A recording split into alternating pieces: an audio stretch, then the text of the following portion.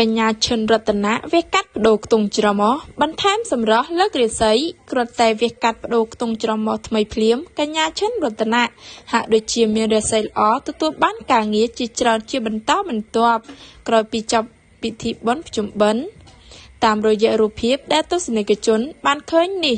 កញ្ញាឈិនរតនាទើបតែបានវះកាត់បដូរខ្ទង់ច្រមុះថ្មីដើម្បីលើកសម្រស់និងលើករាសី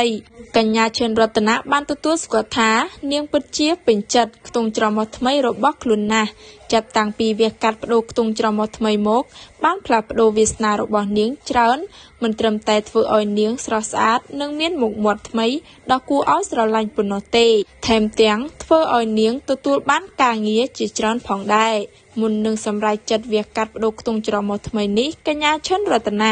គេងគិតរាប់ខែខ្លាចពេលវះកាត់ហើយមិនស្រស់ស្អាតដូចបំណង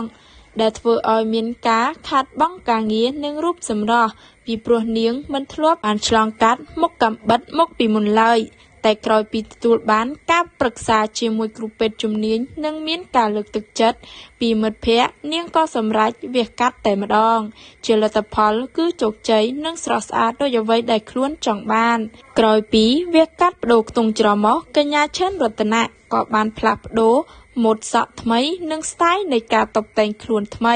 ដើម្បីស្វាគមន៍ការងារថ្មីទាំងនៅខេត្តនិងនៅទីក្រុងកញ្ញាឈិនរតនាជឿជាក់ថាការវះកាត់កែខ្ទង់ច្រមុះថ្មីពិតជាធ្វើឲ្យនាងមានរាសីនិងហុងស៊ុយល្អយ៉ាងពិតប្រាកដ